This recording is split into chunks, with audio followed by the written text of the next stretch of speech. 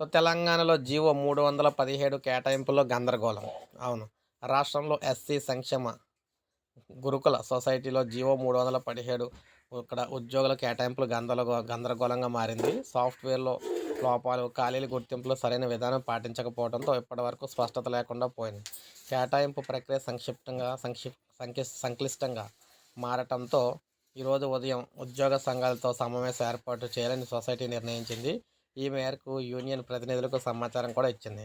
SC గురుకుల సొసైటీలో న్యాయస్థానం నుంచి యథాస్థితి ఆదేశాలు తీసుకున్న వారిని మినహాయించాలని, మిగిలిన వారికి జీవో 317 కింద కేటాయింపుల ప్రక్రియ 2 రోజుల క్రితం మొదలైందనమాట. ఉపాధ్యాయేతర సిబ్బందికి ఆన్లైన్ కౌన్సిలింగ్ ద్వారా కేటాయింపులు చేయాలని నిర్ణయించారు. ఈ మేరకు సిబ్బంది ఆప్షన్లు ఇచ్చేందుకు ప్రయత్నిస్తే ఖాళీలు కనిపించడం లేదని ఉపాధ్యాయులు తెలిపారు. జోన్లు, మల్టీ జోన్ల వారీగా ఖాళీలు గుర్తించిన ఆన్లైన్లో ఈ మేరకు ఖాళీలు లేవు. మల్టీ జోన్ 1 నుంచి 2కు వెళ్లేందుకు 11 ప్రిన్సిపల్ ఉంటే 9 ఖాళీలే ఉన్నాయి. ఫిజికల్ డైరెక్టర్ గ్రేడ్ 1 పోస్టులు చూపించడం లేదు. ఆర్ట్, క్రాఫ్ట్, మ్యూజిక్ టీచర్ల కేటాయింపులు స్పష్టత లేకుండా పోయింది.